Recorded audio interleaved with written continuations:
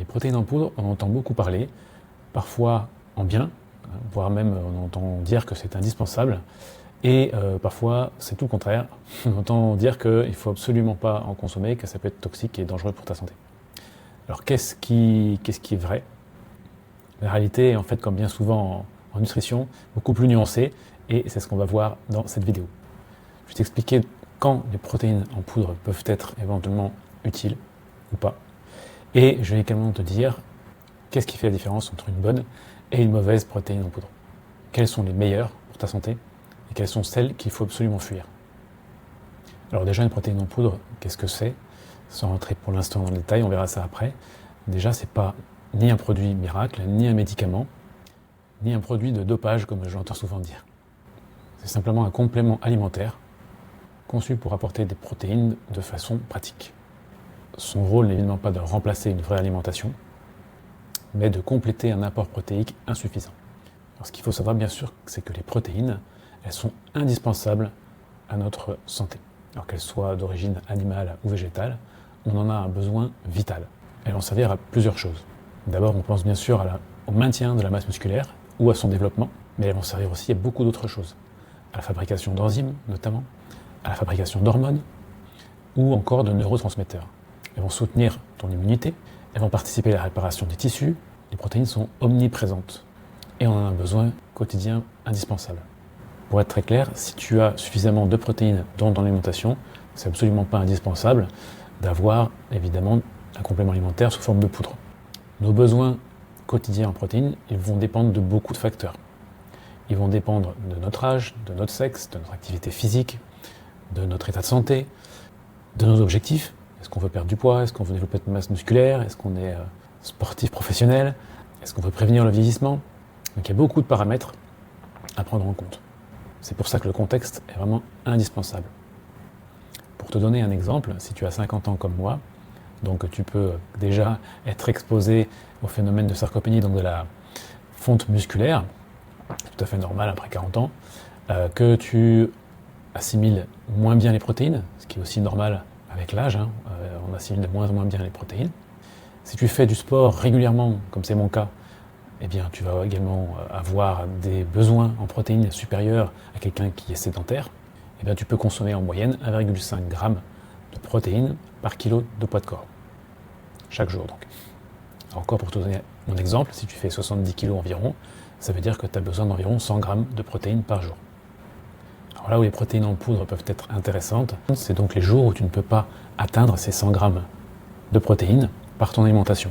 Dans ce cas-là, ça peut être vraiment utile de prendre des protéines en poudre en complément. Mais attention, pas n'importe lesquelles. Et c'est ce que je vais t'expliquer. Alors au passage, tu ne me connais pas, moi je m'appelle Romain Perral. Je suis biologiste de formation et je suis coach santé certifié. Je suis spécialisé en nutrition intégrative. Ça fait maintenant pas mal d'années que j'aide les personnes justement à mieux manger sans tomber dans les extrêmes ni dans les pièges du marketing. On va parler de différents types de protéines en poudre. Premièrement, la plus connue probablement, c'est la whey protéine. Donc c'est une protéine qui vient du lait.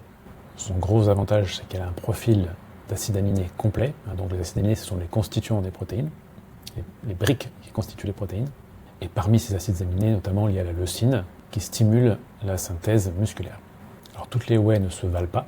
La première, la plus courante, la whey concentrée, c'est celle qui est la moins chère et c'est celle qui contient le plus de lactose. La deuxième, l'isola de whey, celle-ci est nettement plus pure, elle contient quasiment plus de lactose et elle est aussi beaucoup plus chère. Il y a également la whey hydrolysée qui est prédigérée et qui est du coup très transformée.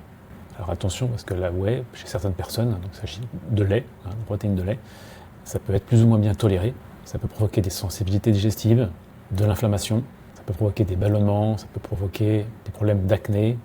Donc évidemment, à fuir si tu as une sensibilité au lactose et aux protéines de lait. Alors on trouve aussi de la caséine sous forme de poudre, qui est également une protéine de lait, mais à la digestion plus lente. C'est ce qui fait son intérêt, c'est qu'elle va être intéressante pour la satiété, et on va pouvoir la consommer en dehors des séances de sport, pour les sportifs, pour assurer un apport constant en protéines. Mais en pratique, beaucoup de personnes la digèrent mal. C'est une des protéines de lait qui est le moins bien tolérée. Alors maintenant, on va parler des protéines en poudre végétales. Alors là, il y a aussi beaucoup de choix. Il y a les protéines de pois, de chanvre, de riz, de soja, etc. L'intérêt, c'est qu'elles sont nettement moins inflammatoires que les protéines de lait. Elles sont nettement mieux tolérées et donc très intéressantes pour les personnes sensibles. Alors je te conseille de prendre des combos de protéines végétales, comme par exemple pois et riz, de façon à avoir un profil d'acide aminé complet. La protéine de chanvre ou de soja aussi peut être intéressant parce qu'elles ont des profils en acide aminé complet. Un bémol pour le soja, à ne pas trop consommer et bien sûr à vérifier la provenance. L'assimilation des protéines végétales est un peu moins bonne que l'assimilation des protéines animales. Mais on a démontré depuis longtemps qu'elles sont tout aussi efficaces que des protéines animales. Alors, une petite parenthèse au passage, si tu veux t'assurer d'avoir suffisamment de protéines dans ton alimentation au quotidien, j'ai réalisé un petit livre de recettes protéinées, toutes très simples, faciles à intégrer au quotidien, faciles à préparer. Donc je te conseille de le télécharger gratuitement en cliquant sur le lien en description. Maintenant, on va parler du procédé de fabrication de ces protéines en poudre, et c'est là le plus important, pour t'aider à choisir la bonne protéine en poudre, si tu veux te complémenter. Pour être clair, le meilleur procédé de fabrication de ces protéines en poudre, c'est la filtration mécanique à froid.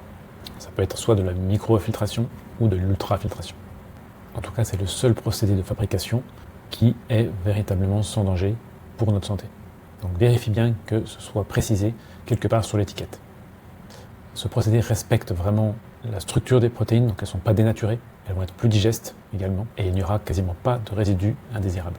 A l'inverse, il faut fuir les protéines qui ont été créées par des processus qui utilisent des solvants chimiques ou des températures très élevées. Dans les deux cas, les protéines vont être dénaturées, elles vont être moins bien assimilées, elles peuvent être irritantes, donc ces procédés de fabrication sont vraiment à fuir, même si c'est moins cher. Autre point vraiment auquel il faut faire attention, ce sont les additifs. Personnellement, je choisis toujours des protéines sans additifs. Notamment, on trouve beaucoup de marques de protéines qui proposent dans leurs recettes des sucres ajoutés, des colorants, des sucres artificiels, des gens de texture, etc. Toutes ces substances n'apportent rien d'un point de vue nutritionnel. Et elles peuvent carrément perturber ton microbiote et ta digestion. Donc je te conseille vraiment de choisir une protéine la plus naturelle possible, sans additifs. Pour résumer, les protéines en poudre, elles sont pas spécialement dangereuses, mais il faut faire attention vraiment à la qualité de fabrication et à ce qu'elles contiennent. Et elles doivent être prises seulement dans un contexte spécifique et pas au quotidien et pas pour tout le monde. Il faut voir ça comme un outil. Et ce qui fait vraiment la différence, c'est le type de protéine, la qualité de fabrication, les additifs et ton besoin réel. Donc, quoi qu'il en soit, si tu veux améliorer ta santé, privilégie d'abord ton alimentation et les poudres peuvent venir éventuellement en complément selon tes besoins, tes objectifs. Et si tu veux avoir toutes les chances d'avoir au quotidien dans ton alimentation suffisamment de protéines, je te conseille de télécharger ce petit livre de recettes que j'ai créé, donc avec des recettes qui sont assez riches en protéines. Donc tu peux télécharger gratuitement en cliquant sur le lien en description. Personnellement, j'utilise des protéines en poudre végétale, de sources variées, bio, évidemment sans additifs, sans colorants, sans sucre, voilà, nature. Si tu veux que je te recommande quelques marques, n'hésite pas à m'envoyer un petit message. Je te répondrai avec plaisir. J'espère que cette vidéo t'a plu, t'a intéressé, et je te dis à bientôt pour une nouvelle vidéo, et prends soin de toi.